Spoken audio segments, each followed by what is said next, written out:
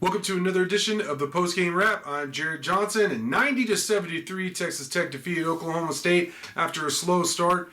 It took the Red Raiders at least the first 10 minutes or so before they had their first lead of the game. Again, they started really slow shooting-wise, but came on strong, took control of that game there at the second half of the first half, if you will.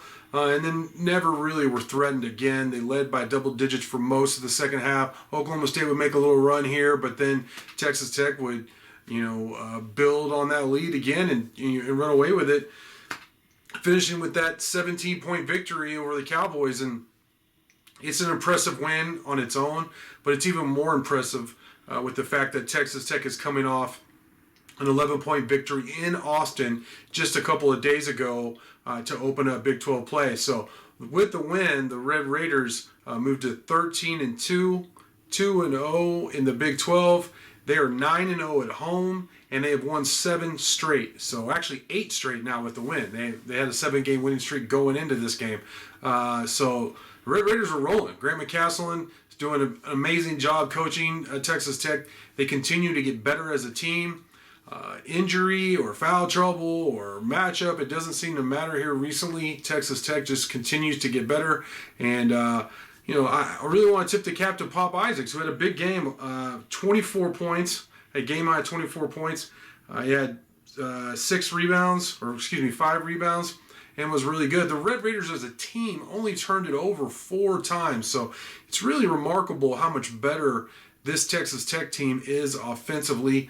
Joe Toussaint, the point guard, has been great. He was good again, 13 points, dished out 5 assists. Just a really good game. Darian Williams, all-around game, 14 points. He had 9 rebounds, and he was up there in terms of an assist. Warren Washington was his usual great self, 16 points, 5 rebounds, couple of blocks, was a great rim protector. Kerwin Williams was really good. He finished with 16 points on 7-8 shooting, and he made both his threes, but he was really aggressive in terms of going to the basket. He didn't just settle for being a standstill jump, shooter. Some drives, some nice cuts. His teammates were looking for him, and he played really well. And then defensively, obviously, they played well enough to get the job done as well. So, all around, really good performance for Texas Tech. The fact that they started off Big 12 play with a pair of double-digit victories, one on the road, again in Austin. UT was ranked 20th in the country at that time. And then to come back home, handle their business against Oklahoma State, who just played Baylor really tough, went to overtime against Baylor. And they really just as easily could have won that game, just lost there in the final seconds. So this is a good victory. Now coming up, you got Kansas State. So I can't wait for the next Texas Tech game. Just a terrific performance from the Red Raiders. I can't say enough about the offense. The defense is still good. It's different. It's still good. But the ball movement, Tech is great on out-of-bounds plays. Graham McCasland is great at down-up plays from under the basket. The best that Tech's seen, maybe since Bob Knight, in terms of a head coach drawing up out-of-bounds plays under the basket.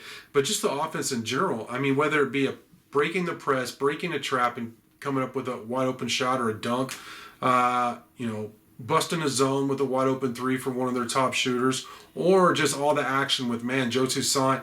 He's so active. These high ball screens, the 2-man game between him and Warren Washington is great, and how they work. Everybody else works off that. When was the last time this season you saw Texas Tech's offense just standing around watching, which is what we saw for several seasons. Now, the defense from a lot of those teams, they won a lot of games. They won championships and stuff like that, and went deep into the tournament with that defense. But the offense right now is as good as we've seen in quite some time. And it's fun to watch. But we'll see what they do against Kansas State coming up next. But for now, I want to thank you for watching. And until next time.